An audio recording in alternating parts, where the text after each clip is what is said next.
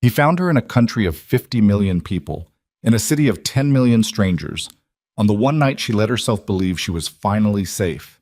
Amani Brooks had erased her name, her face, her past, everything but the bruises. Now her husband's voice was crawling through a stranger's phone, promising to bury anyone who touched what belonged to him. The stranger kneeling beside her didn't flinch. He just looked at the rain, looked at her shaking hands, and made a promise of his own. Some men hunt. Tonight, one of them learned what it costs to be hunted back. Like this video and comment your city below so I can see how far this story has traveled. Now, part 1. The train smelled like wet vinyl and somebody's cold convenience store coffee, and Amani Brooks had her forehead pressed against the window glass like it was the only cool thing left in the world. Outside, Busan was a smear of orange light dragged sideways by rain. Inside, her own reflection looked back at her. A stranger's haircut, a stranger's coat, a stranger's tired eyes, and she still flinched at it every single time. 3 years she'd practiced not flinching. 3 years of learning which floorboards groaned in the hallway, which tone of voice meant get out of the room now, which bruises could be covered with foundation, and which ones needed long sleeves even in August. She had gotten so good at disappearing inside her own house that disappearing from her own country had almost felt easy by comparison. Almost. Her hands wouldn't stop trembling. She told herself it was the cold. It wasn't the cold. The duffel bag at her feet held everything she owned now. 2 changes of clothes, a stolen identity card with a name that wasn't hers, 400,000 won in cash she'd skimmed dollar by dollar for 8 months, and a phone that wasn't supposed to exist.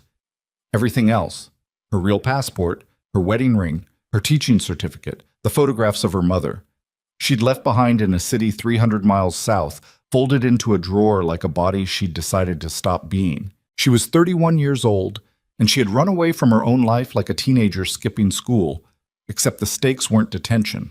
The stakes were Ethan. Detective Ethan Mercer, decorated, respected, the kind of man other cops bought drinks for, the kind of man who could put his hand around her throat in the kitchen and then walk into a precinct the next morning and get applauded for closing a case. The train lurched, hard, metal groaning, brakes screaming somewhere underneath her like the whole machine was in pain, and Amani's bag tipped off the seat and everything inside it scattered across the aisle. A hairbrush, a folded shirt, a cracked phone case skidding under someone's boot. She dropped to her knees without thinking, breath already short, heart already hammering in that old familiar way. Move fast, fix it before he notices, before anyone notices, even though there was no he here, even though nobody on this train had ever laid a hand on her. Old fear doesn't need a reason. It just needs a flinch to live in. Let me. The voice was low, even, unhurried, Korean accent, English clean as glass. She looked up and a man was already crouched beside her, gathering her things with hands that moved like he'd done difficult, careful work his whole life. Dark suit, the kind that cost more than her old apartment's monthly rent, not a single thread out of place despite the train rocking like a boat in a storm. He didn't look at her like she was a mess to be managed. He looked at her like she was a person who'd had a bad night. Around them, the other passengers had gone very still. Not the stillness of strangers minding their business, the stillness of people who recognized something and chose not to see it. An old woman 2 rows back wouldn't lift her eyes from her lap. A young guy in a university jacket suddenly found his phone screen fascinating. Amani noticed. She'd spent 3 years learning to notice things. "Thank you," she managed, voice rougher than she wanted it to be. He handed her the folded shirt first, and that was when her sleeve rode up an inch too far, and she saw his eyes catch on the yellow-green shadow circling her wrist like a bracelet that had healed wrong. He didn't say anything about it. That was the part that surprised her most. No gasp, no pity face, no, "Oh my God, are you okay?" That always made it worse, always made her feel like an exhibit. He just shifted his jacket off his own shoulders in one smooth motion and held it out. "You're cold," he said. Not a question, not a demand either, just a fact, offered with an easy out built into it. "You're cold, not you need my help. I'm fine. You can still take the coat." She took the coat. It was warm, and it smelled like cedar and clean laundry, Nothing like Ethan's aftershave, and she hated how much that detail mattered to her. How much her body had started keeping score of every man by whether or not he smelled like the one who hurt her. "I'm Tae-jun," he said, settling back into the seat across from her like he had nowhere else in the world to be. Imani. The new name came out of her faster than her real one would have. That alone told her something. How far gone the old life already was. How thin the membrane between who she used to be and who she was now. "Where are you headed, Imani?" "Away," she said, and surprised herself by almost laughing. That's the whole itinerary. Something flickered behind his eyes. Not amusement, not pity. Recognition.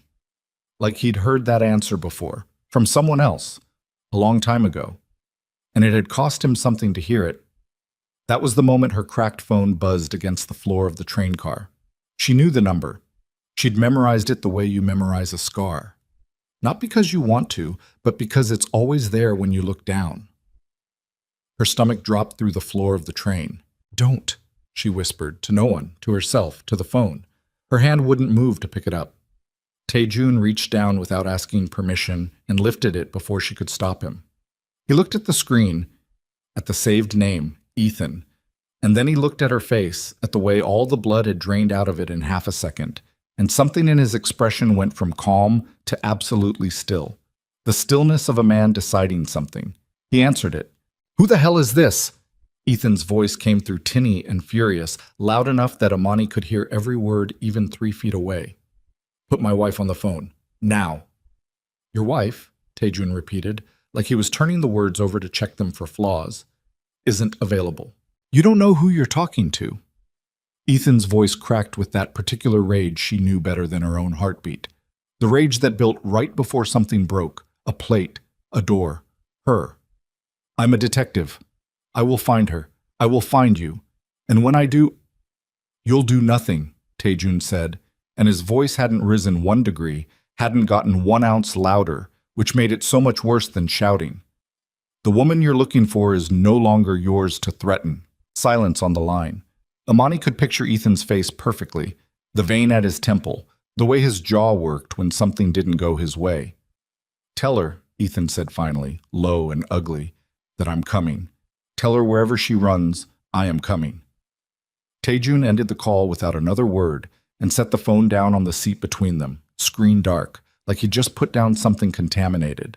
"You shouldn't have done that," Imani said, and her voice was shaking now, properly shaking, because she knew Ethan. She knew what came after a threat like that. Not less violence, more. "You don't know him. You don't know what he's capable of." "I know exactly what he's capable of," Tae-jun said quietly. "I heard it in his voice before he said a single threatening word. Men like that announce themselves before they speak." "And what? You're just going to help me? A stranger on a train?" "I'm going to ask you a question," he said, "and I want you to answer it honestly because no one is going to make you answer it. Do you have somewhere safe to go tonight?" Imani's silence answered for her. Outside the window, lightning split the sky over the mountains in the distance, a white crack running through black clouds, and for 1 suspended second the whole train car lit up silver blue, every tired face, every closed eye, illuminated and then swallowed back into dark. "There's a car waiting at the next station," Tae-jun said. "Mine. You don't have to take it, but if you don't, I need you to understand something. Your husband already knows you're on this train, in this car, possibly at this station. He's a detective with access to surveillance you cannot outrun on foot at midnight with 1 duffel bag." It should have terrified her more, hearing that laid out so plainly. Instead, something in her chest unclenched half an inch, because for 3 years she'd been the only one who understood how dangerous Ethan really was, the only one who didn't say, "But he seems so nice." Or, "Are you sure you're not overreacting?" And here was a total stranger saying it back to her like a fact of physics. "Who are you?" she asked. "Really?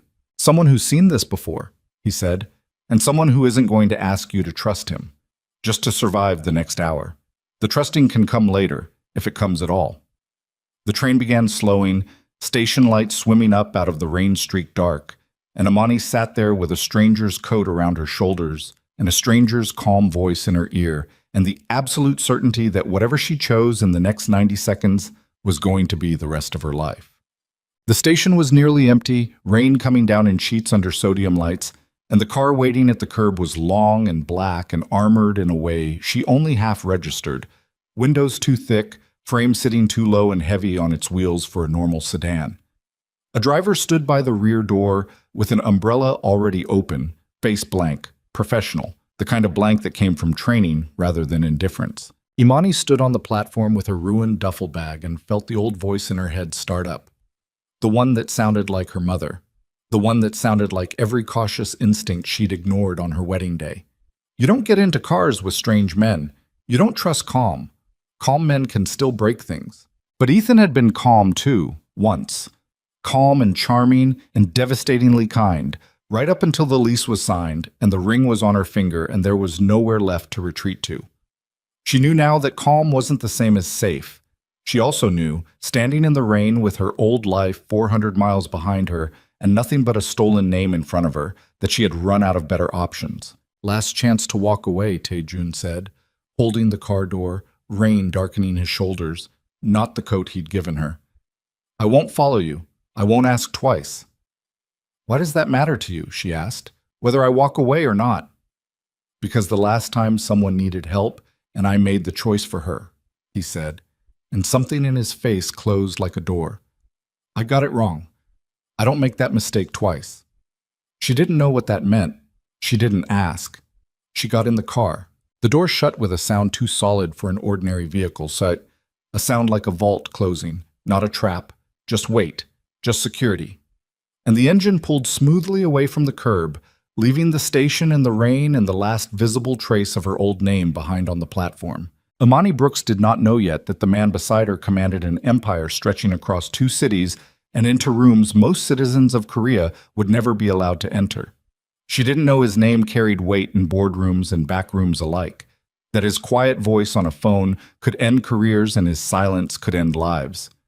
She only knew that for the first time in 3 years, the man sitting across from her in the dark hadn't asked her for anything at all. She didn't know that 400 miles south, in a precinct break room with bad coffee and a cracked ceiling tile, Ethan Mercer was already pulling up traffic camera footage, already calling in a favor from a friend in Busan PD, already writing her new name on a whiteboard in red marker like a case he intended to close no matter what it cost him. She only knew the rain on the windows and the warmth of a borrowed coat and a single, terrifying thought that wouldn't leave her alone as the city lights gave way to dark mountain road.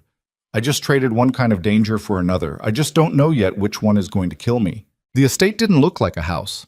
It looked like a fortress that had learned to wear good architecture as a disguise. Imani saw it first through rain-blurred glass, a sprawl of dark stone and glass set into the mountainside above Seoul. The city's lights spread out below like something spilled and glittering. Floodlights mounted in the trees caught the rain and turned it silver. A gate, easily 14 feet of black iron, rolled open without anyone visibly touching it, and the car passed through a checkpoint where 2 men in plain dark jackets glanced at the vehicle, then at each other, then went back to standing like statues that happened to be armed. You weren't kidding about the security, Imani said, voice flat, fighting the urge to sound impressed. I don't kid about security, Tae-jun said. It's the one thing in my life I take literally. The car stopped beneath a covered entry. A woman in her 50s was already waiting there with an umbrella she didn't need to use because the overhang kept the rain off. Gray hair pulled back tight, sharp eyes that swept over Imani head to toe in under 2 seconds, cataloging her the way a nurse catalogs a new patient. This is Ms. Han, Tae-jun said. She runs this house. Whatever you need, she'll know before you do. Ms. Han didn't smile. She just nodded once, like Imani's arrival was a fact to be processed rather than a surprise to be celebrated, and said, in clipped, careful English, Bath is already running. Food is in the kitchen. You will eat something before you sleep. I'm not hungry, Imani said, which was a lie her stomach immediately, audibly betrayed. You will eat something before you sleep, Ms. Han repeated, exactly the same, like the sentence hadn't changed because Imani's protest hadn't changed anything material about reality. Despite everything, the rain, the exhaustion, the bone-deep fear still humming under her skin, Imani almost laughed. She ate at a kitchen island bigger than her old bedroom, soup she couldn't name, and rice that was somehow the best thing she'd tasted in 3 years. And nobody watched her eat the way Ethan used to watch her eat, counting bites, commenting on portions, turning food into one more leash. Ms. Han set the bowl down and walked away to do something else, and that absence of supervision felt obscenely like the most luxurious thing in the entire mansion. Taejun didn't join her. He stood in the doorway for a moment, jacket gone, sleeves rolled, looking like a different man than the one on the train. Looking, Amani thought, like someone finally allowed to stop performing calm and just be tired. "You should sleep," he said. "You should tell me what I am to you," she said back, "before I do." He considered that. He didn't rush an answer, which she'd already noticed was a pattern with him. He treated questions like they deserved the dignity of actual thought, not a reflex. "You're someone in danger," he said finally. "That's all you need to be tonight. Tomorrow we can talk about anything more complicated than that." That's not an answer. It's the only honest one I have right now. She studied his face for the lie she was sure had to be hiding somewhere in it. 3 years married to a man who lied with his whole body. Voice, eyes, hands, posture, every cell aligned in service of deception, had turned her into an amateur forensic examiner of human faces. She found nothing. That unsettled her more than finding something would have. "Good night, Imani," he said, and left her alone with a bowl of rice and a house full of armed strangers and the strange, dangerous luxury of nobody watching her. She didn't sleep so much as lose consciousness in 5-minute increments, jolting awake every time the wind hit the windows wrong, every time a floorboard somewhere in the enormous house settled and creaked. Old habits. Her body had spent 3 years treating sleep as a tactical risk, and one warm bed in a strange mansion wasn't enough to retrain it in a single night. Morning came gray and wet, fog sitting low over the mountain, and she found her way down to the kitchen on legs that didn't feel entirely like her own. Taejun was already there, sleeves rolled again, a tablet propped beside his coffee. 3 other men standing around him in a loose half-circle. Not soldiers exactly, not bodyguards exactly, something in between. Men who held themselves like coiled wire. The conversation stopped the second she walked in. Not guiltily, just efficiently, like men accustomed to compartmentalizing information by who was in the room. "Morning," Taejun said. "What were you talking about?" "Logistics." "My logistics." He didn't deny it. "Your husband filed a missing person report on you 11 hours ago. Domestic, not criminal. Which means right now, on paper, you're not a victim of anything. You're a wife who wandered off." The word wife hit her like a slap. She set her cup down harder than she meant to. "I'm not his wife. Not anymore. Not really." "Legally," Taejun said, gentle but unflinching, "you are. That's the problem we need to solve first." One of the men, younger, sharper-jawed, a scar through one eyebrow, spoke up in clipped Korean, and Taejun answered without translating, and Imani felt the old fury rise in her chest, fast and ugly. "Don't," she said. "Don't talk about me like I'm not standing right here. I have spent 3 years being talked about instead of talked to. I won't do it again, not even from you." The room went still. The sharp-jawed man's eyes flicked to Taejun, waiting to see how he'd handle being corrected by a woman he'd plucked off a train less than 12 hours ago. Taejun set his tablet down. "You're right," he said simply. "I apologize. From now on, anything that concerns you, you hear in English in the room at the same time everyone else does. That's not a courtesy. That's how this works if you stay." It wasn't the apology that surprised her. It was the speed of it. No defensiveness, technically, no performance of contrition designed to be praised for. Just a correction, accepted, implemented. She didn't trust it. She'd been trained too well not to trust anything that arrived without a price tag attached. "What's the catch?" she said. "There isn't one. There's always one." Something flickered across his face, not anger, something closer to old grief wearing the mask of patience. "I know it doesn't feel that way yet," he said. "I know everything in you is waiting for the moment this becomes a transaction. It's not going to stop waiting just because I tell you to. You'll have to watch it not happen, over and over, before you believe it." Also, the days that followed had a rhythm Imani didn't recognize and didn't know how to inhabit. A doctor came to the estate. Not a hospital, not police, not a system designed to process her like a case number. And sat with her for 2 hours, photographing and documenting injuries old enough that some had nearly faded, asking questions in a voice so level it took Amani a while to realize the woman was furious on her behalf, just controlling it expertly. A lawyer came after that. Korean name, sharper suit than even Taejun's. A woman named Director Seo, whose reputation, Amani would later learn, was the kind that made opposing counsel request settlement meetings before discovery even started. "Tell me everything," Director Seo said, not unkindly, but without an ounce of softness either. "Everything. Dates if you have them. I don't need you to be comfortable. I need you to be thorough." Imani talked for 3 hours. She hadn't said most of it out loud before, not even to herself, not in that much detail. The first time Ethan had grabbed her wrist hard enough to bruise and called it an accident. The second time he'd done it and called it her fault. The slow education in flinching. The night she finally understood that calling the police meant calling his friends. When she finished, Director Seo closed her folder very precisely and said, "He's going to lose everything. I want you to understand that as fact, not encouragement." "You don't know him," Imani said. "He has friends. He has 30 years of favors. He'll twist this." "I have spent 20 years specializing in men exactly like him," Director Seo said. "I don't lose to favors. I lose to evidence gaps. And you just closed every one I'd worry about." It was on the 4th day that the first crack appeared. Imani found Taejun in a glass-walled office overlooking the fogged-in city, on the phone, voice low and fast in Korean, and something in his posture, shoulders pulled tight, jaw working, told her this wasn't logistics.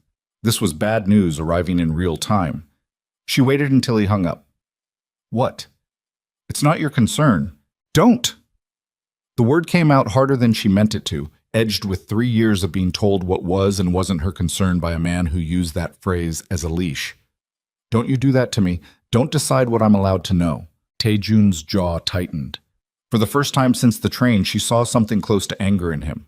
Not at her, she realized after a second, but at the situation, at himself maybe, channeled through a face that had clearly spent years learning not to show anger to anyone. "Someone in my organization," he said, slow, deliberate, "has been in contact with your husband. I don't know who yet. I don't know how much they've given him. I'm telling you now because you asked, and because I promised you the truth in the room at the same time as everyone else. But I won't lie to you and pretend this doesn't terrify me." The floor seemed to tilt under her. "Someone here, in this house." "Possibly." "Possibly," she repeated, voice climbing. "You brought me into a fortress, and the fortress has a hole in it, and you're telling me possibly?"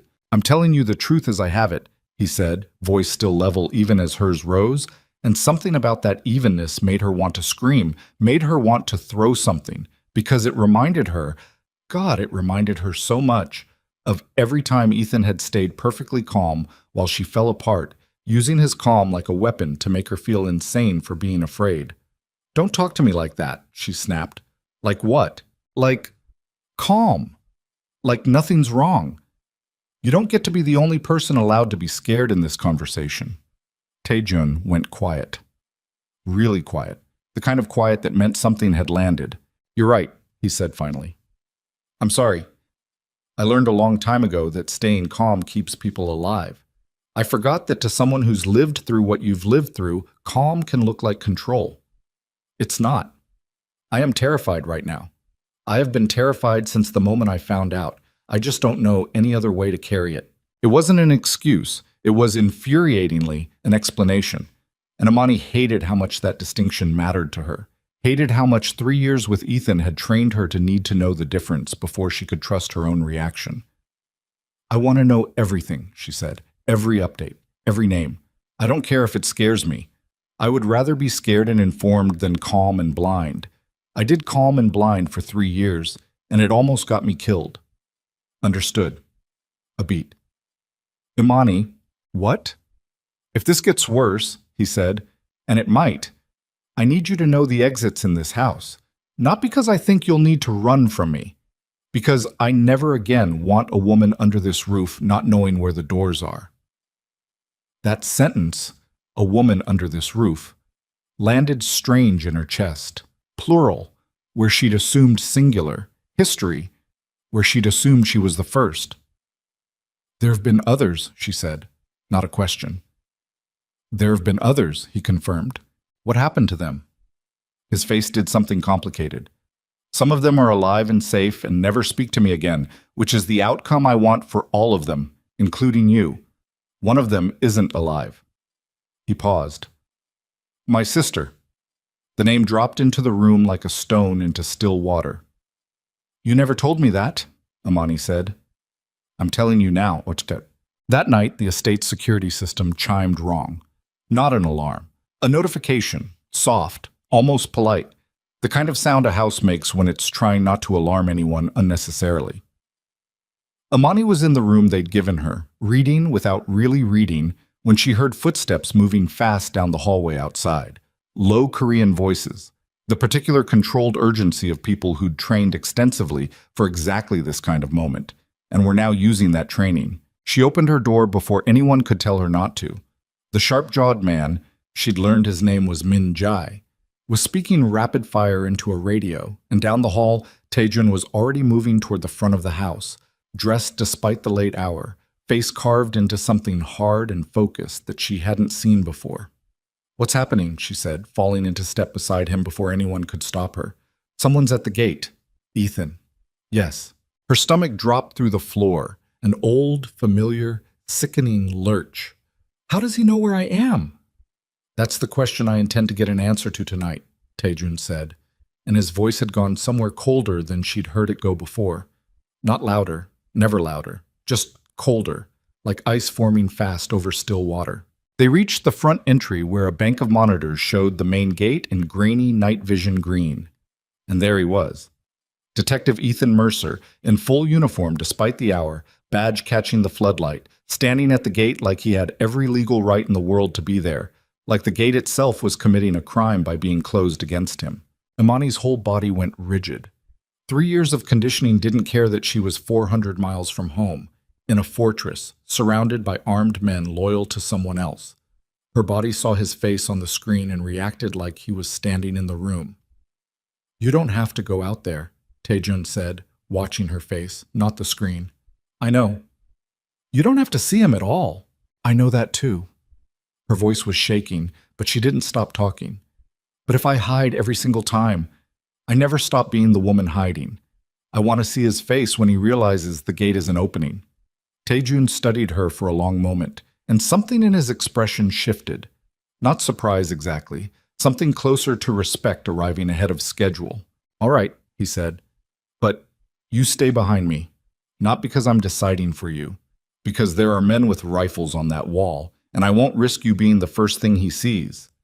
They walked out into the wet night air, security peeling off the walls around them like shadows given weight, and Ethan's face on the other side of the gate twisted from arrogant confidence into something uglier the moment he registered who was walking toward him.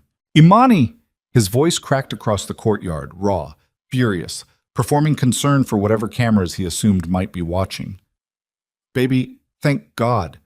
Tell these people who I am. Tell them to let me through. You don't have to be scared anymore. I'm here.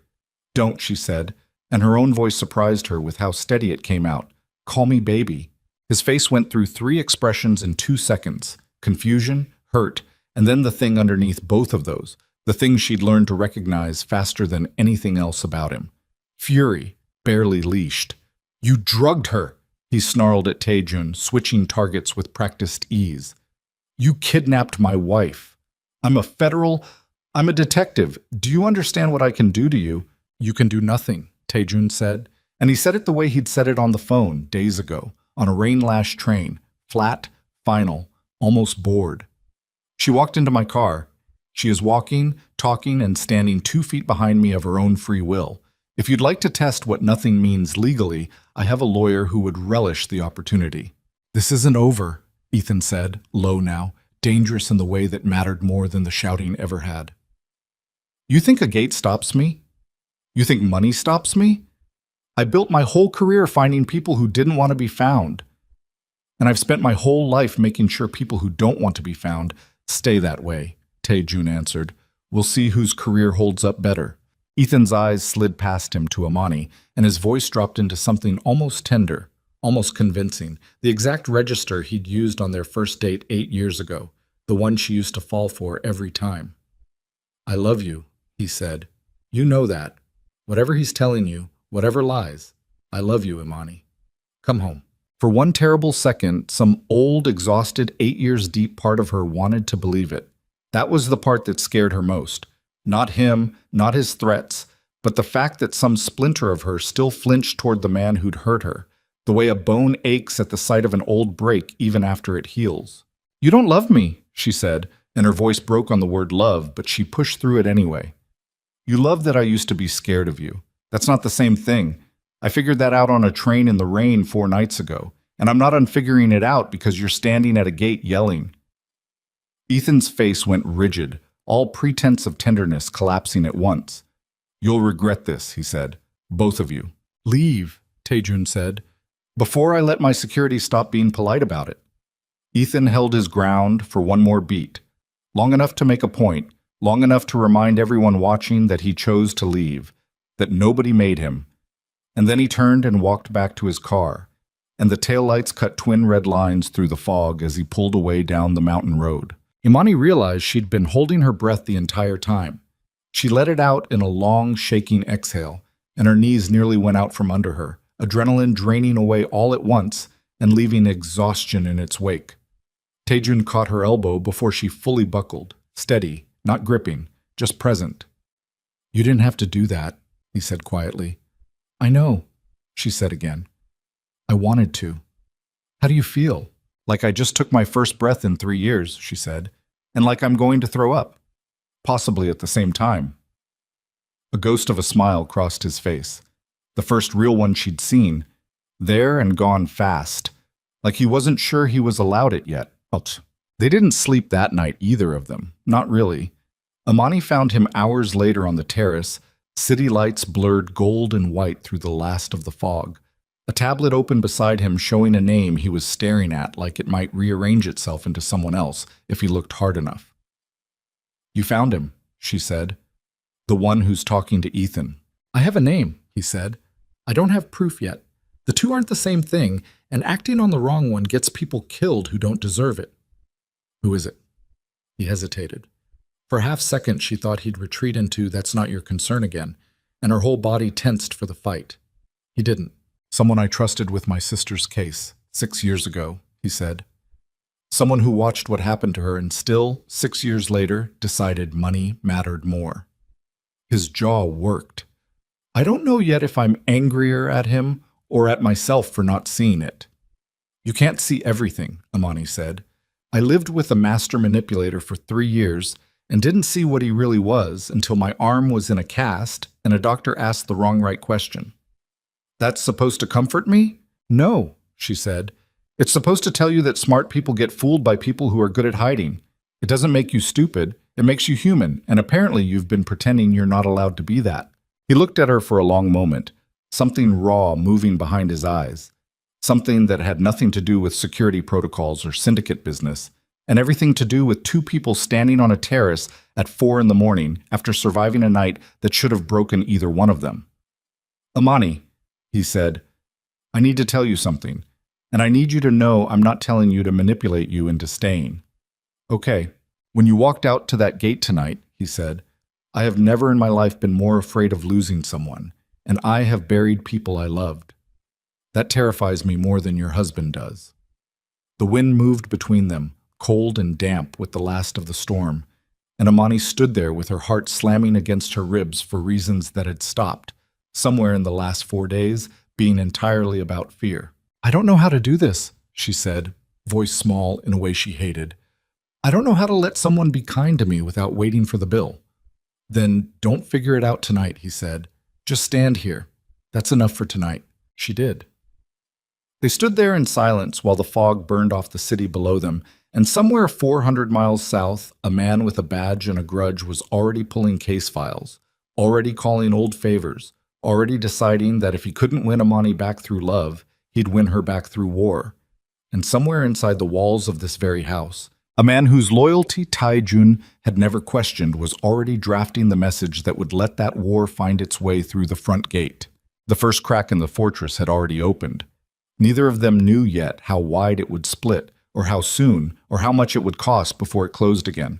And that ignorance, more than anything Ethan had said at the gate, was the most dangerous thing in the entire house. The name on Tae-jun's tablet was Director Park Sung-ho, 61 years old, head of estate security for 11 years. The man who had personally walked Tae-jun's sister to her car the night she died because Tae-jun himself had been in Singapore closing a shipping contract that, in retrospect, he would have burned to the ground for one more hour at home. Imani watched his face while he stared at that name and understood, for the first time, that the calm she'd been so suspicious of wasn't the absence of feeling. It was a dam, and dams don't hold forever. "You're going to confront him," she said. It wasn't a question. Not yet. Tae-jun's voice had gone very quiet, very precise, the voice of a man measuring twice before he cut once. "If I move on a guess, I lose the chance to know how deep it goes. I need proof. I need to know what he gave Ethan and when. And if he gives Ethan something worse before you get your proof?" He didn't answer that. He didn't have to. The silence answered for him, and it sat between them on the terrace like a held breath neither of them could release. 3 days brought them nothing but worse questions. Min-jae pulled access logs going back 2 weeks and found exactly what they feared. A service door on the East Wing, opened at 2:47 a.m. 4 nights earlier, badge credentials belonging to Park Sung-ho, no corresponding entry in the visitor log, no explanation filed. Innocent men didn't leave doors open at 3 in the morning without paperwork. Guilty men sometimes forgot that paperwork existed to protect them too. Director Seo called with worse news layered on top. Ethan's suspension had been quietly lifted. Not publicly, not yet, but enough internal whispering had reached her contacts to know someone with rank had intervened on his behalf. Someone had made calls. Someone had reminded the department that a respected detective's domestic troubles were a private matter, not a professional one. "He has a friend higher up than we accounted for," Director So said over speakerphone, her voice clipped with controlled fury. "I don't know who yet, but someone protected his badge less than 72 hours after we froze his accounts. That's not luck. That's a debt being called in."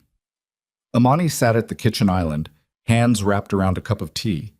She wasn't drinking and felt the floor of her newfound safety tilt another few degrees toward the abyss.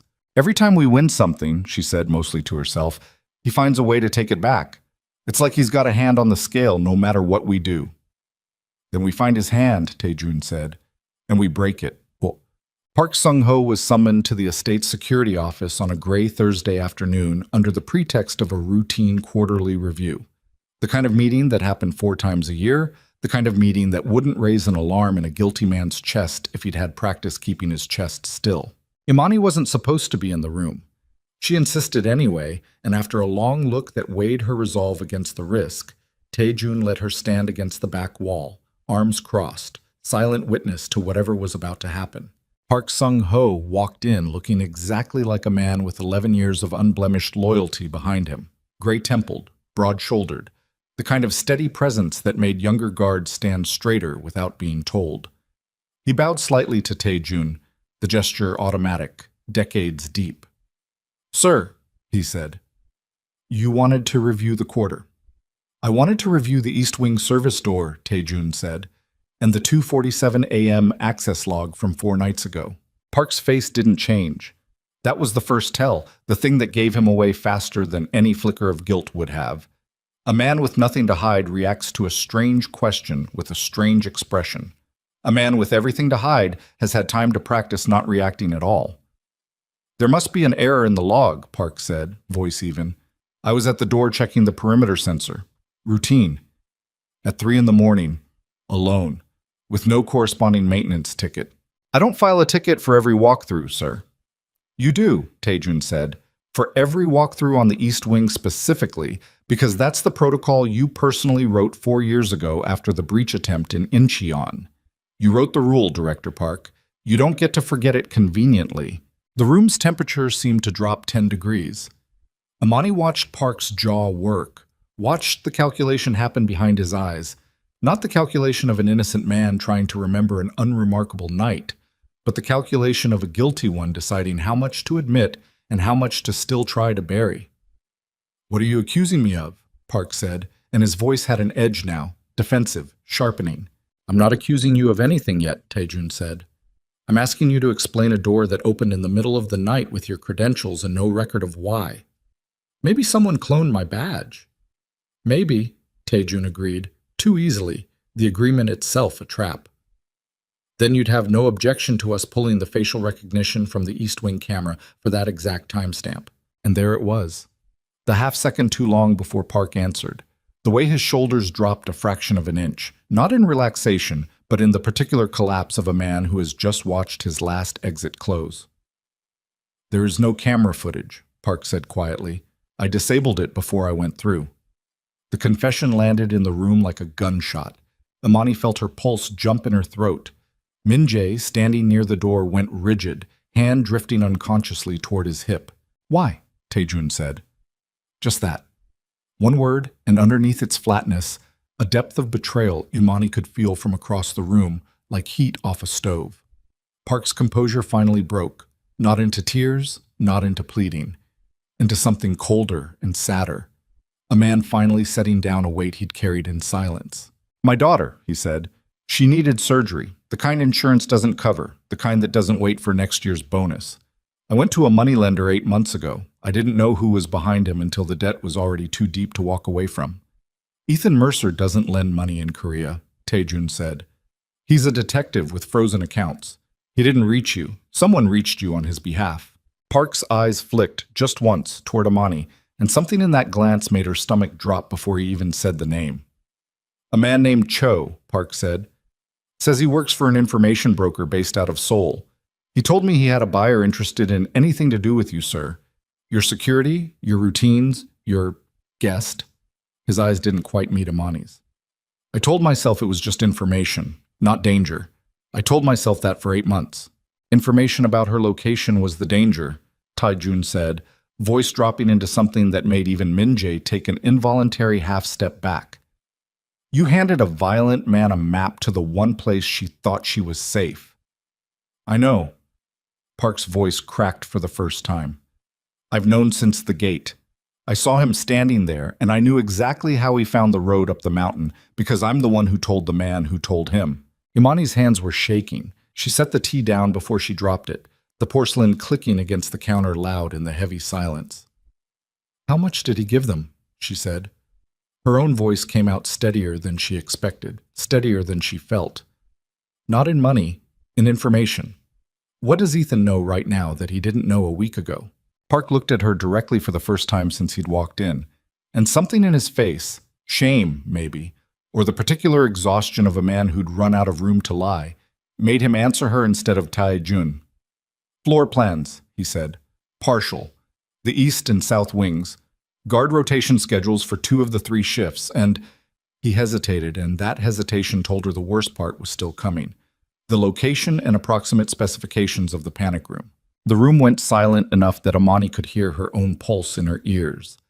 You gave him the panic room, she repeated, very slowly, like saying it twice might make it less true. I'm sorry, Park said, and for the first time it sounded like he meant it, which made it worse, not better. I told myself it was just a floor plan. I told myself he was a detective, not a... I didn't think he'd...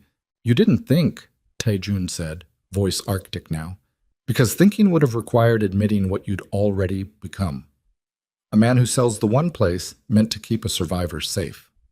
They locked Park in a holding room under guard, while Taejun made calls Imani wasn't invited to hear.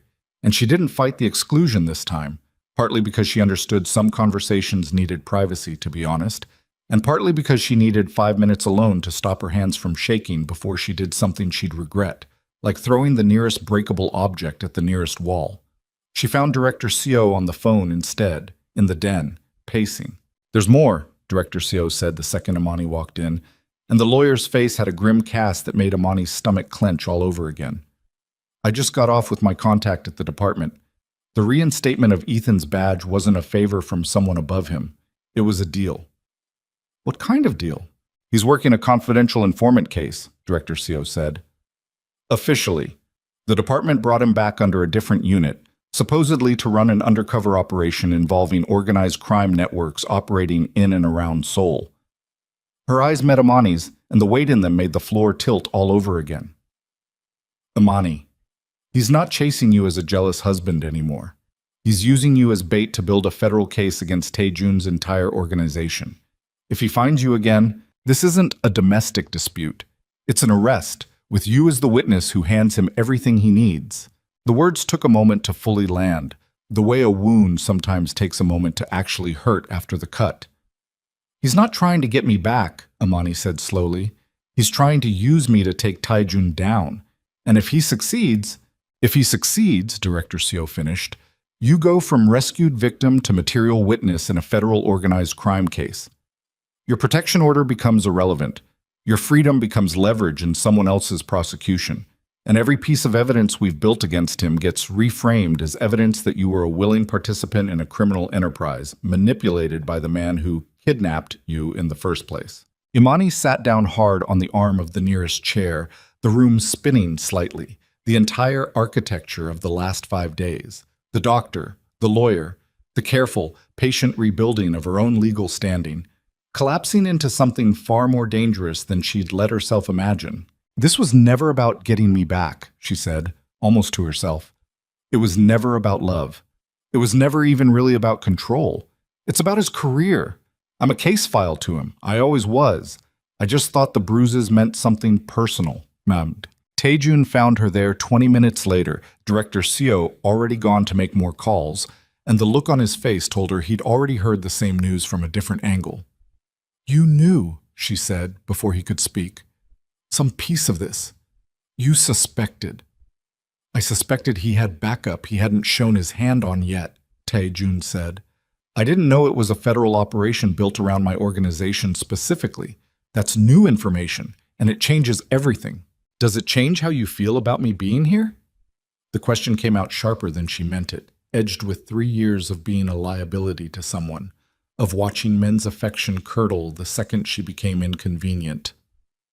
No, Taejun said, immediate, no hesitation at all, which somehow made it land harder than if he'd taken a moment to think it over. It changes how careful I have to be. It does not change why you're here. Be honest with me, she said. If keeping me here cost you your entire empire, everything you've built, every person who depends on you, would you still choose it? He looked at her for a long moment, and something raw moved across his face, something she'd seen only once before, on the terrace, 4 nights ago, in the dark. I've already lost one woman I should have protected, he said. I'm not going to let a federal case do what guilt couldn't, make me decide your safety is negotiable. But I won't lie to you and call this simple. People who work for me, who trust me, could go to prison over this. I have to think about them too. So what do? We changed the plan, he said. If your husband is building a case instead of a manhunt, then the Panic Room Park sold him isn't just a location anymore. It's a trap he thinks he's setting. We use that. The plan that took shape over the next 2 days had the particular ugly elegance of something built by desperate, intelligent people with no good options left.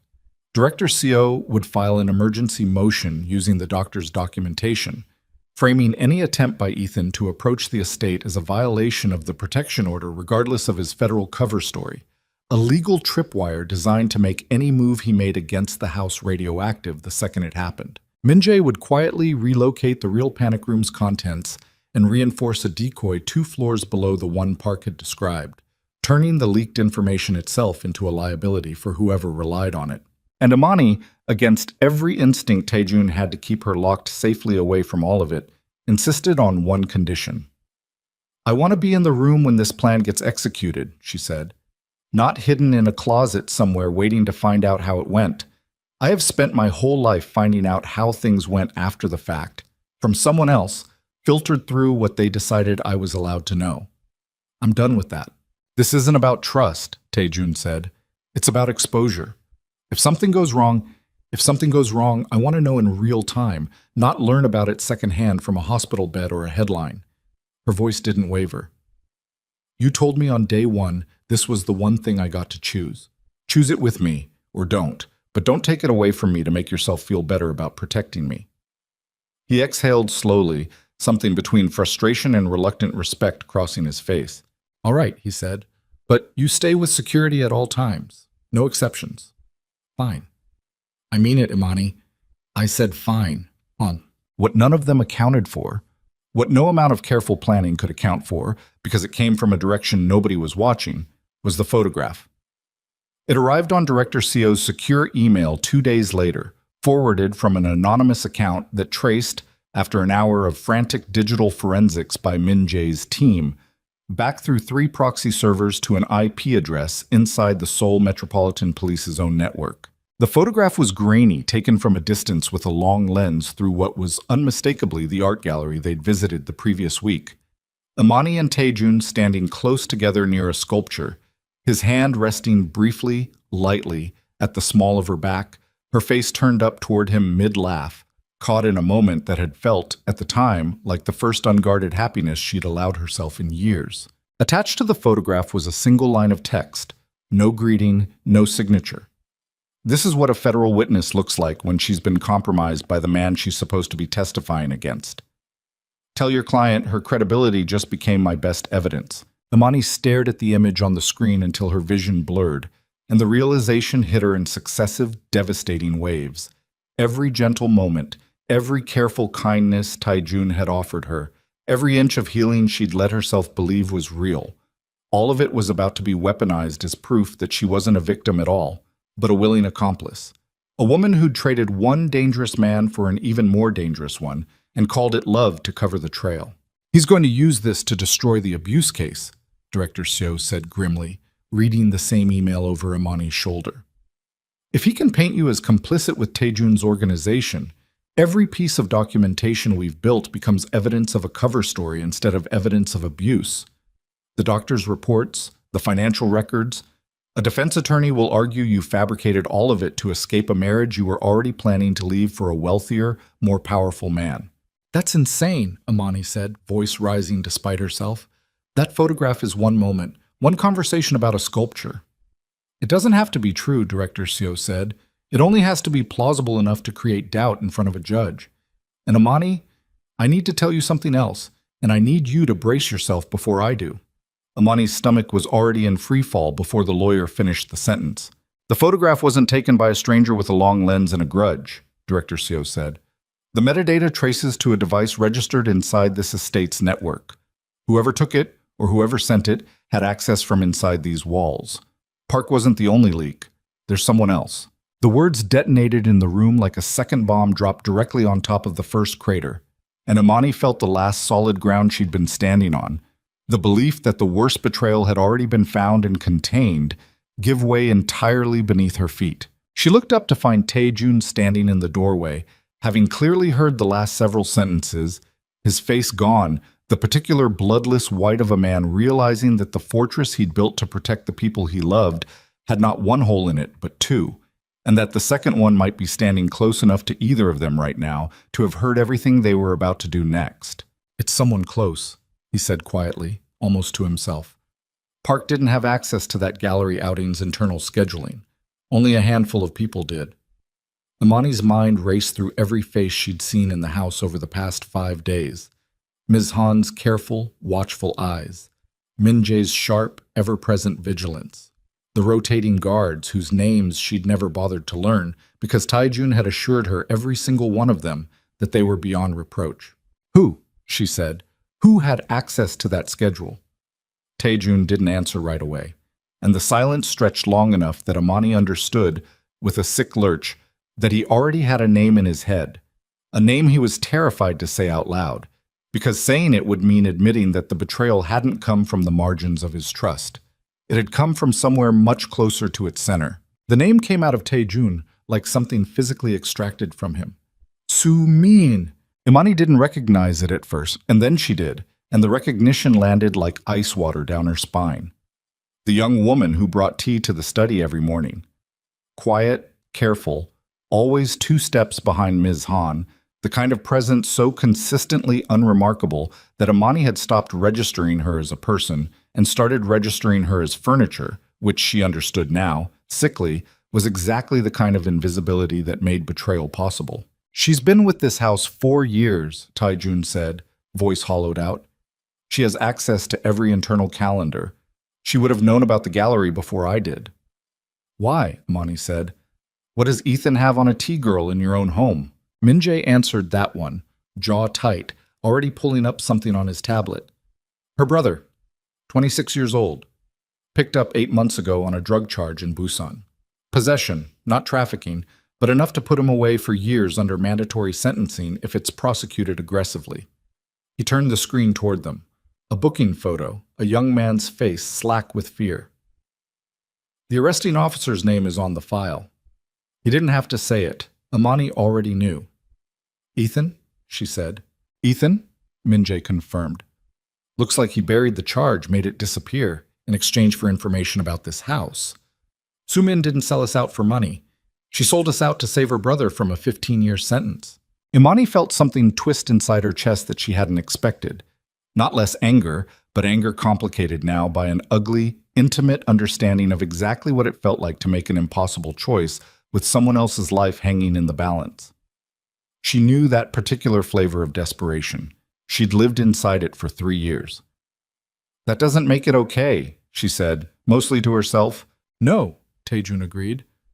It doesn't. But it tells me he's been planning this for 8 months, not 8 days. He didn't improvise his way into my house. He built a door and waited for the right night to walk through it. They found Sumin in the laundry room, hands shaking so badly she'd dropped a stack of folded linens twice trying to look busy.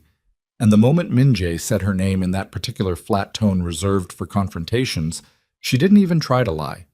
She just sat down on the floor, right there among the scattered towels, and put her face in her hands.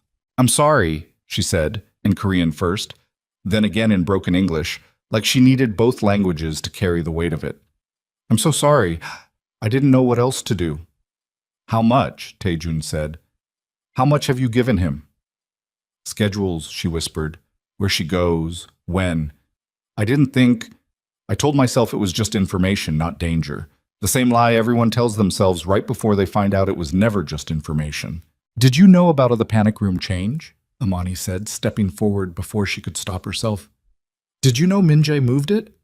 Sumin looked up, eyes red, and something in her face shifted from guilt into genuine terror. No, I didn't know that. I swear I didn't know that. He doesn't know you moved it. He still thinks... She stopped. He still thinks what? Taejun said, voice sharp enough to cut.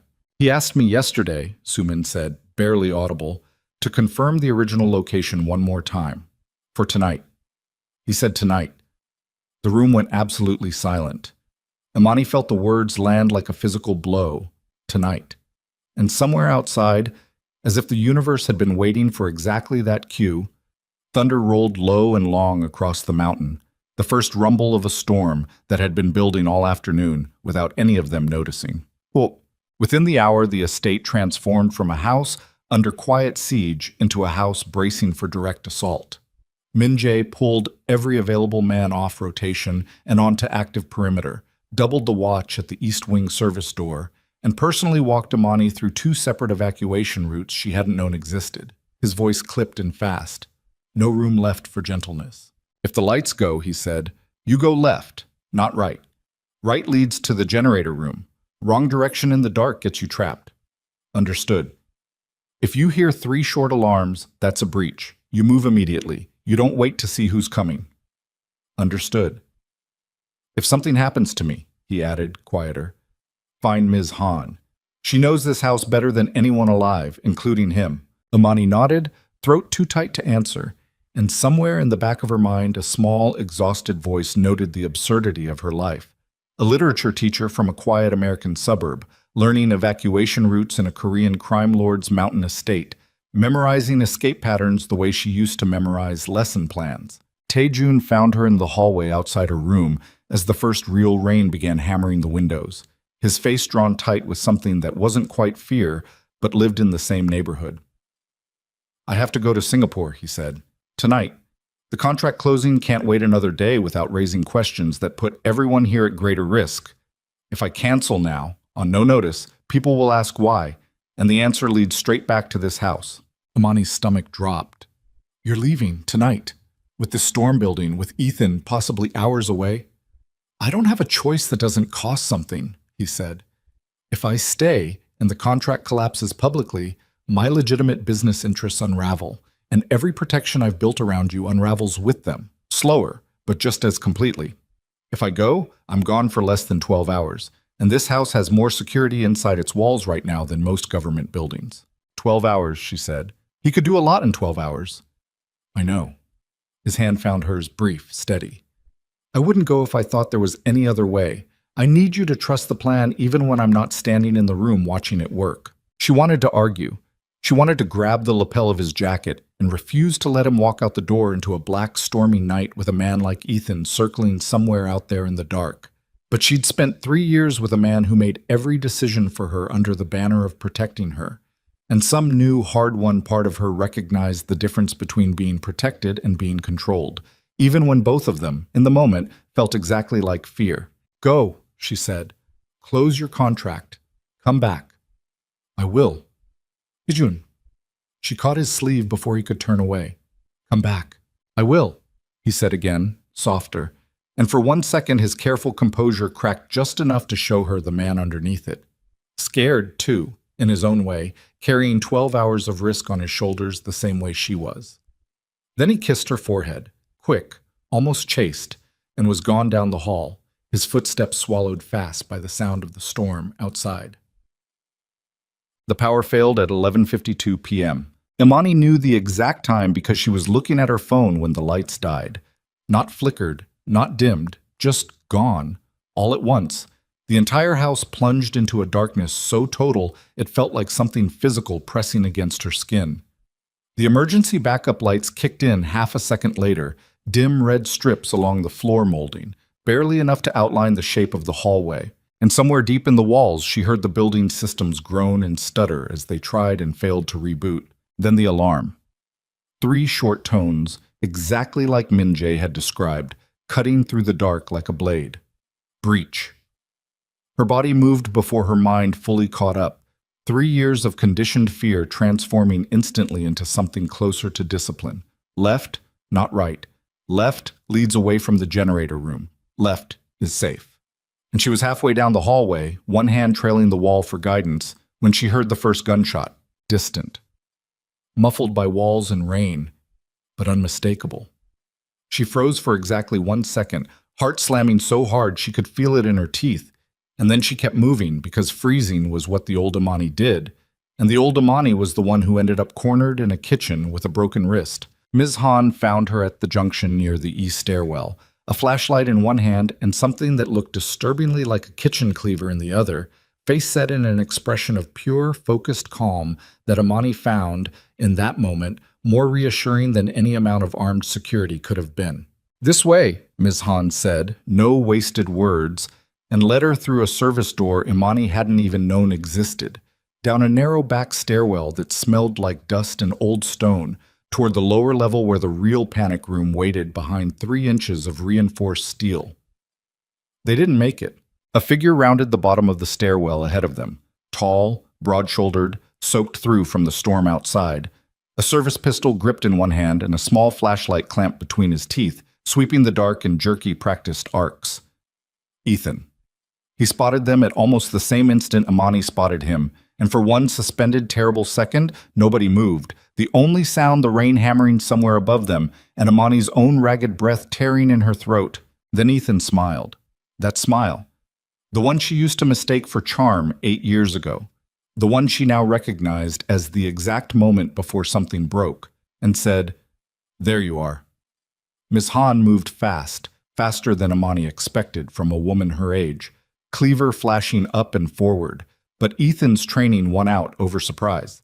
He caught her wrist mid-strike, twisted hard, and Ms. Han cried out and went down against the stairwell wall, the cleaver skittering uselessly across the stone floor. "No!" Imani's scream tore out of her before she could stop it, and she lunged forward without thinking, without any plan at all beyond protect. And Ethan's free hand caught her by the collar and shoved her hard against the wall, the impact driving the air out of her lungs in one violent burst. 3 years, he said, close now. Breath hot and sour with adrenaline, rain dripping off his chin onto her face. 3 years I built with you, and you throw it away for a Korean gangster who's going to get convicted the second I finish building my case. You could have just come home, Imani. You could have made this easy. Nothing about you was ever easy, she gasped, fighting for breath, fighting the old paralysis trying to claw its way up through her chest. I just didn't know it yet. His grip tightened on her collar, and for one heartbeat she saw something behind his eyes that terrified her more than the gun in his other hand. Not rage, but certainty. The absolute, unshakable conviction of a man who genuinely believed he was the wronged party in his own story. A radio crackled somewhere down the hallway, security finally converging, and Ethan's head snapped toward the sound, calculation flickering across his face. He yanked Amani forward, hard, using her own body as a shield and a hostage in the same brutal motion. "Move," he hissed, "and you're going to wish you hadn't."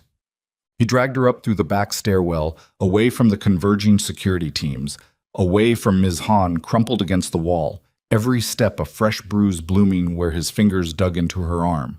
Amani's mind raced through every escape route Min-jae had drilled into her, but all of them assumed she was running alone, not being hauled like cargo by a man twice her strength with a gun in his free hand.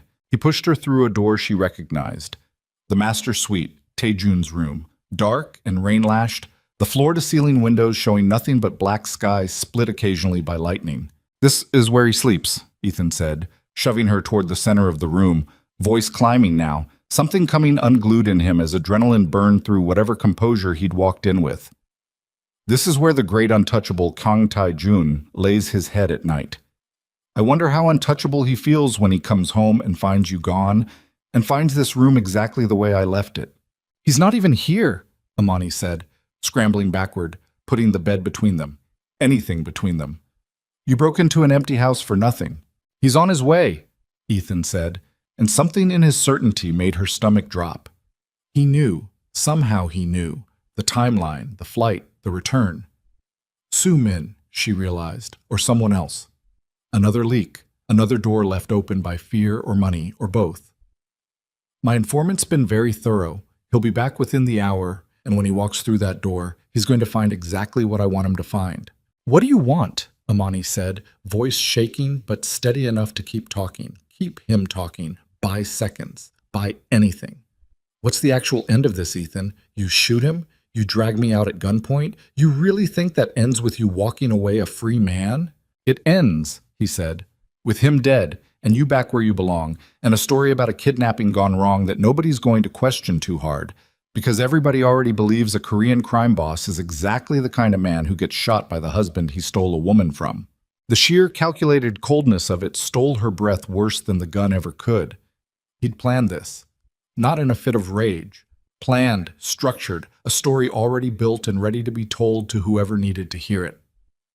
Lightning cracked outside, close enough to rattle the windows, and in the strobing white-blue flash, Amani saw, for just an instant, movement in the doorway behind Ethan. A shape, low, fast, gone again, before the dark swallowed it whole. Ethan hadn't seen it. He was too focused on her, gun raised loosely now, more threat than aim, pacing the way a man paces when his whole plan is balanced on a timeline he can't fully control. "You know what the worst part is?" he said, almost conversational now, almost gentle, which was so much worse than the shouting. "I actually thought I loved you. I built a whole life believing that, and you just left, like none of it counted, like I didn't matter." "You hurt me," Amani said. "Every day, for 3 years. That's what didn't matter to you. My pain never counted as a reason to stop. So forgive me if your hurt feelings don't move me the way you think they should." His face twisted, ugly, something raw and wounded surfacing beneath the calculation. "You made me this way," he said. "You think I started out wanting to be the kind of man who—" He stopped himself, jaw working, gun hand tightening. "Doesn't matter. None of it matters now. You're coming with me, whether you walk or whether I carry you." He crossed the room fast, reaching for her, and Amani backed into the wall beside the panic room's hidden entrance. The real one. The one Min-jae had reinforced. The one Ethan didn't know existed because his information was a week old and a floor wrong. And her hand found the release mechanism by pure muscle memory from the drill Min-jae had run her through twice. The door clicked, slid. She threw herself through the gap, and it sealed behind her with a heavy final thunk, just as Ethan's hand slammed against the steel a half-second too late, his furious shout muffled instantly to almost nothing by 3 inches of reinforced wall. Inside, the room was small, windowless, lit by a single emergency bulb, a bank of monitors glowing along one wall showing grainy feeds from cameras scattered through the house. Amani's whole body was shaking so hard she had to brace both hands against the wall to stay upright, breath tearing in and out of her in ragged, panicked gulps. On the monitors, she watched Ethan pound twice more on the steel door, then turn away, pacing the master bedroom like a caged animal, gun still in hand, waiting.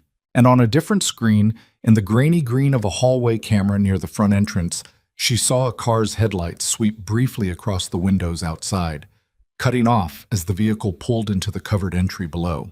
Taejun.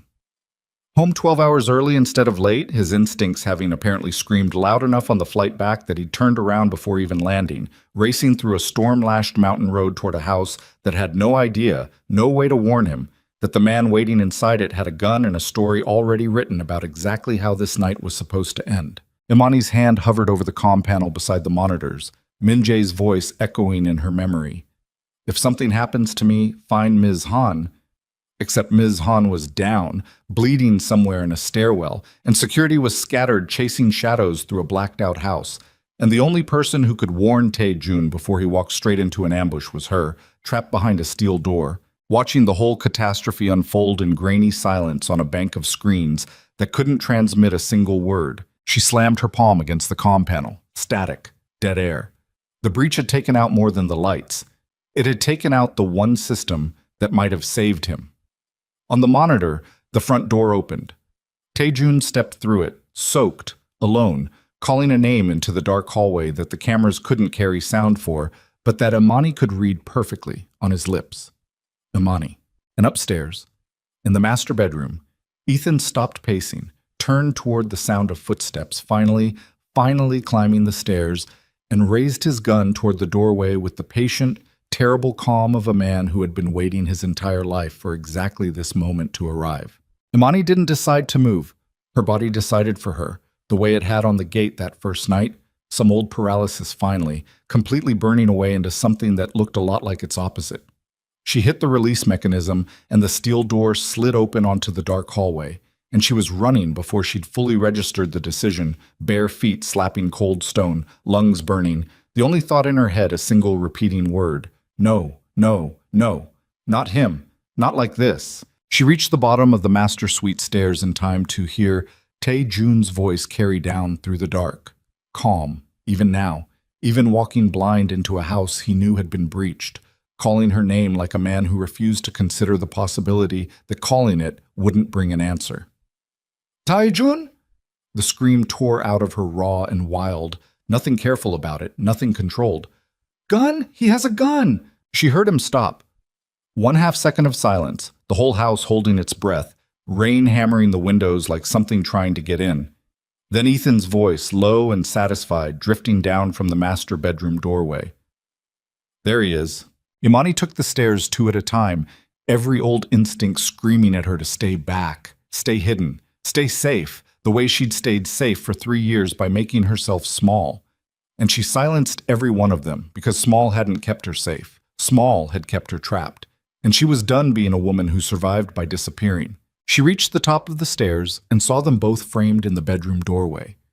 Taejun stopped dead in the threshold, hands open at his sides, not reaching for any weapon of his own, eyes locked on the gun pointed at his chest with the particular stillness of a man calculating odds he didn't like. Ethan stood 3 feet back, soaked, wild-eyed, gun rock steady despite the chaos in his face.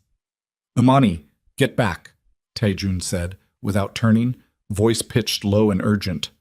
No. Imani, I said no. Her voice came out steadier than her hands, steadier than her heart, steadier than anything in her body felt in that moment. I'm done hiding while men decide things over my head. Ethan's eyes flicked to her, and something in his face twisted into a horrible parody of relief. See, he said, she came back. She always comes back. That's the thing nobody else understands about her. She talks about leaving, she runs, but underneath it, she comes back. I came back for him, Imani said. Not for you. There's a difference, Ethan, and the fact that you can't tell them apart is exactly why I left. His jaw clenched, the gun hand trembling now, just slightly, adrenaline finally outrunning his control. Shut up. he said. Shut up. You don't get to talk to me like... Like what? She said, stepping further into the room despite Taejun's tension radiating off him like heat, despite every screaming nerve in her own body. Like an equal? Like a person whose opinion matters? That's the part you could never stand, isn't it? Not that I left. That I stopped agreeing I was less than you. I gave you everything, Ethan said, voice climbing, the gun's aim wavering between Taejun's chest and some indeterminate point in the space between them. A house, a life, security. You gave me a cage with good lighting, Amani said. There's a difference between that and a life, and I lived 3 years thinking they were the same thing because you told me they were every single day until I almost believed it permanently. And now you're going to stand there, Ethan said, voice dropping into something uglier, something that had stopped performing wounded love and started showing its true shape. Next to a man who runs drugs and guns through half of Korea and tell me I'm the monster? I'm not telling you you're a monster, Amani said. I'm telling you you're a coward. A monster would at least have the nerve to be honest about what he is. You've spent 3 years convincing yourself you're the victim of a woman who finally stopped letting you hurt her. Something in Ethan's face came apart at that. Not rage exactly. Something closer to a structure finally collapsing under weight. It had carried too long. The careful architecture of self-justification he'd built around himself cracking down the middle. You don't get to talk about what I am, he said, voice raw now, gun hand shaking harder. Not you, not him, nobody who wasn't there, nobody. I was there, Amani said, every single day. I was there for the broken wrist and the bruised ribs, and the night you put your hands around my throat and told me it was my fault for making you that angry. I was there for all of it, Ethan. I have more right to say what you are than anyone alive. His face crumpled and hardened in the same motion, that final dam giving way completely, and Amani saw the decision happen in his eyes a half second before his arm moved. Saw the moment a man who'd spent his whole life believing he was owed something finally chose to take it by force one last time. Then I'll make sure, Ethan said, you never get to say it again. He pulled the trigger. The shot tore through the room, deafening in the enclosed space, and Taejun moved at the exact same instant, shoulder dropping, body twisting half a beat too slow.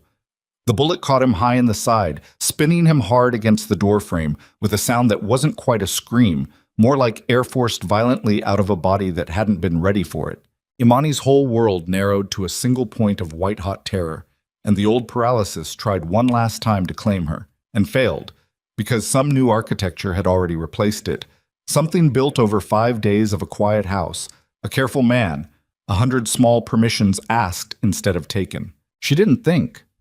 She didn't have time to think. She closed the distance to the small side table where Taejun had, days earlier, against every instinct in his body, taught her how to hold a handgun steady, how to breathe through the recoil, how to stop flinching at the sound of her own potential. And her hand found the weapon exactly where he'd shown her it would be, kept close, kept ready, in case the night ever came when he wasn't standing between her and the danger. Tonight was that night. Except this time, she didn't need him to stand between her and anything. Ethan's gun was swinging toward her now, his face a mask of something past rage, past reason. The last threads of his self-control burned away entirely. And Amani raised the weapon Taejun had taught her to hold, planted her feet the way she'd been shown, and did not flinch. Taejun, bleeding against the doorframe, one hand pressed hard against his side, used his last clear second of strength to move, not in front of her, not shielding her the way every instinct in him screamed to, but beside her, shoulder to shoulder, his own weapon coming up in the same heartbeat hers did, neither of them speaking for the other, neither of them deciding for the other, two people choosing the same impossible moment together.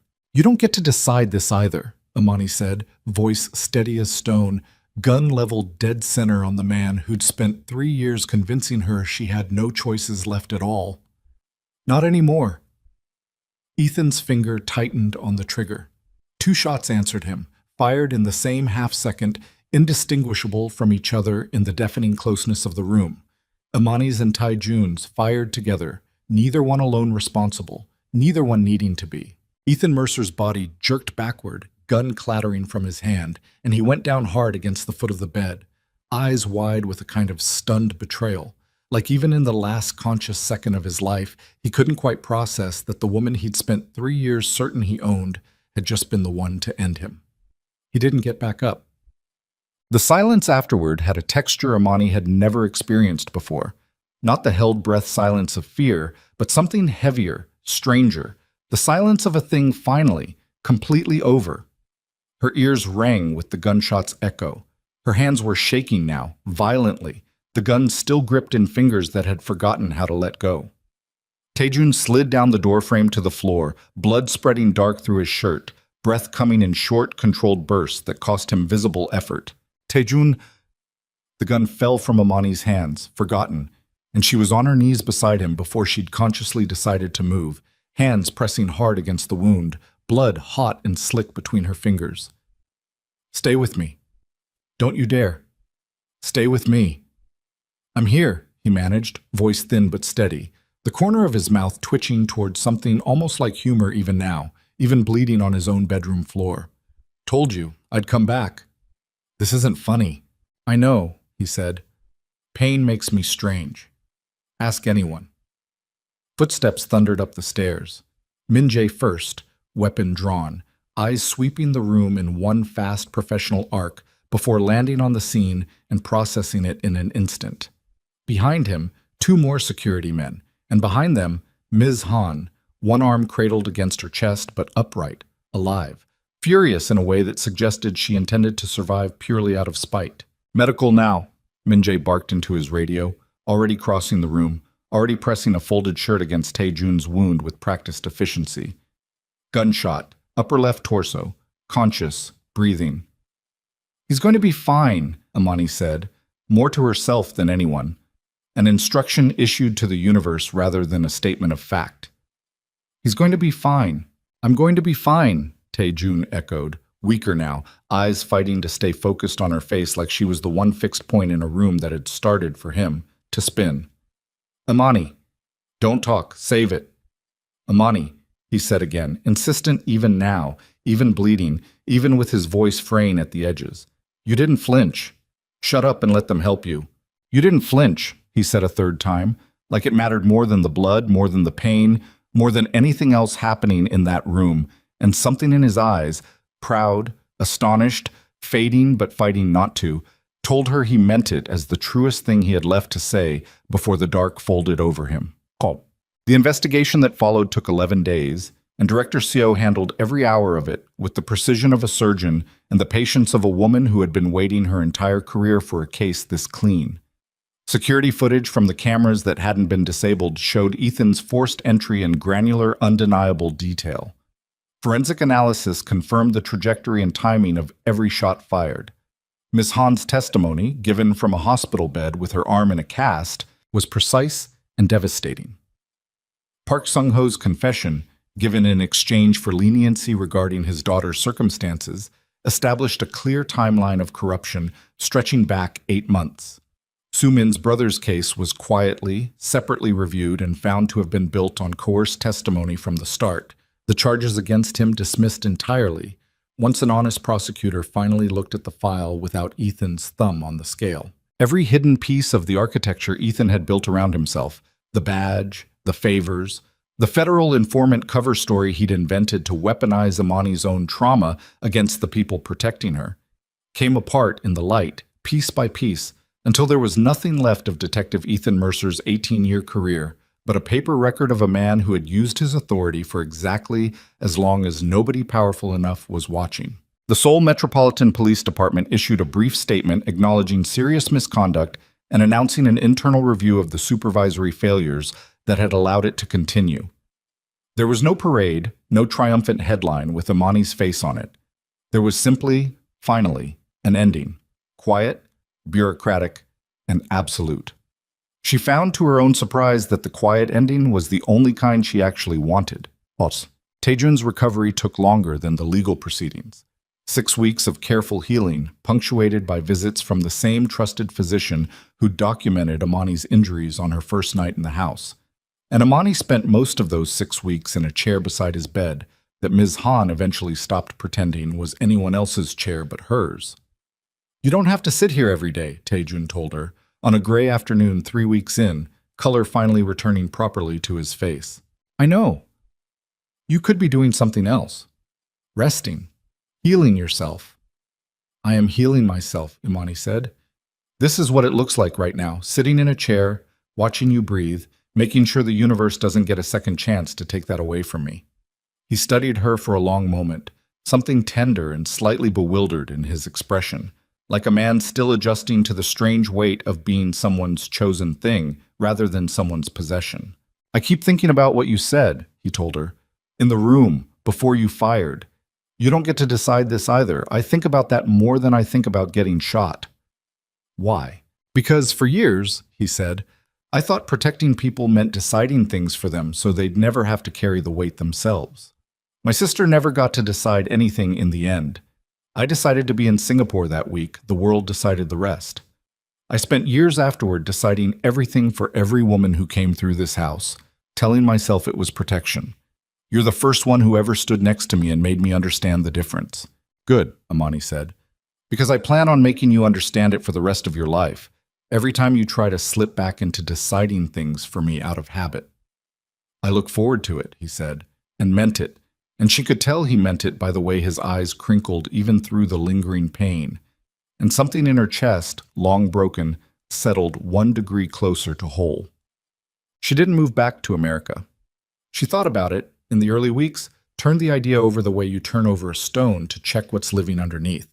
Homesickness, certainly, the particular ache of a country that still held her mother's voice and the smell of her childhood kitchen. But 3 years of running had taught her that home wasn't a location you could simply return to and recover, intact, like luggage left at a station. Home was something you built, deliberately, out of people who didn't ask you to disappear in exchange for safety. She found a position teaching literature at an international school in Seoul, a small classroom full of restless teenagers from a dozen countries, and the first day she stood in front of them talking about a novel's opening chapter, she felt something settle into place that she hadn't realized had been missing for 3 years. The simple, unremarkable pleasure of being good at something, valued for her mind instead of managed for her compliance. She started writing again too, in the evenings. Nothing ambitious at first, just fragments, sentences that circled the edges of what had happened to her without yet having the nerve to walk straight through the middle of it. Director Seo, visiting one evening with a bottle of wine and a closed case file she'd insisted on hand-delivering rather than emailing, found one of the pages on the kitchen counter and read it without asking permission. The way only a lawyer who'd spent 3 months inside Imani's worst memories felt entitled to do. This is good, she said, setting the page down carefully, like it might bruise. You should keep going. Some women need this story told by someone who survived it, not just by a verdict in a courtroom. Maybe, Imani said. Someday. I'm not ready for the world to read it yet. I'm barely ready to read it myself. That's allowed, Director Seo said. There's no deadline on this one. Taejun never asked her to step into his world fully, never once suggested that loving him required her to become fluent in the parts of his life that stayed deliberately separate from the estate's quiet domestic rhythm. The boardrooms, the contracts, the careful, dangerous architecture of an empire he ran from glass offices most people never saw. He let her choose the distance, week by week, conversation by conversation, never once treating her hesitation as rejection. It was nearly 5 months after the night in the master bedroom that he asked her to come up to the rooftop terrace at sunrise, the same terrace where they'd stood together after the gate, after the storm, after the first night either of them had admitted what was growing between them despite every reason it shouldn't. The city below them was waking up slow and gold, mist burning off the rooftops. The whole sprawling expanse of Seoul stretched out beneath the mountain like something patient and enormous, indifferent to the small, fierce dramas of the two people standing above it. I want to ask you something, Taejun said, and I need you to know before I ask it that there's no version of your answer that changes anything about how this house treats you, how my people protect you, how I feel about you. Whatever you say, none of that moves. Okay, Imani said, heart climbing into her throat despite his careful framing, despite 5 months of learning that this man's questions never came with hidden costs. Not as someone under my protection, he said. Not as someone I rescued or saved or any of the words people keep using about that night. Words that make it sound like you were a passenger in your own survival when you were never anything less than the one who fired the second shot. He took a breath, and for the first time in months, she watched genuine nervousness cross his face. the calm finally cracking under the weight of something that mattered more to him than any negotiation he'd ever closed. As my equal, as the woman I love fully, without any of the old reasons men like me learn to love people. Not possession, not control, not the comfort of having someone smaller than me to manage. Will you build a future with me? Whatever that looks like, whatever shape you want it to take. Imani stood there in the cold gold morning light, 5 months and a lifetime away from a rain-soaked train platform, and felt the old fear reach up one last time, the ancient, exhausted instinct that any question this big had to come with a trap folded somewhere inside it. It didn't come. There was no trap. There was just a man standing on a rooftop with his heart laid open in his hands, asking instead of taking, offering instead of demanding, and the wide, terrifying, beautiful freedom of an answer that belonged entirely to her. Yes, she said, and the word came out clear, steady, without a single tremor in it, nothing left in her voice but certainty. Yes, as your equal. On those terms and no others. He smiled, really smiled, the kind she'd seen maybe 3 times in 5 months, the kind that changed the entire architecture of his face, and reached for her hand, and she took it, willingly, without hesitation, without the old reflexive flinch that used to live in every touch she'd ever accepted. Below them, Soul kept waking up, indifferent and enormous, and entirely unaware that 2 people on a rooftop had just finished surviving the worst thing either of them had ever lived through and had chosen, in the quiet gold light of an ordinary sunrise, to build something neither one of them had ever quite believed they deserved. No fear left between them, no control, no ownership, only choice, freely given, freely received, and a future that belonged for the very first time in Imani Brooks's life, entirely and unconditionally to her.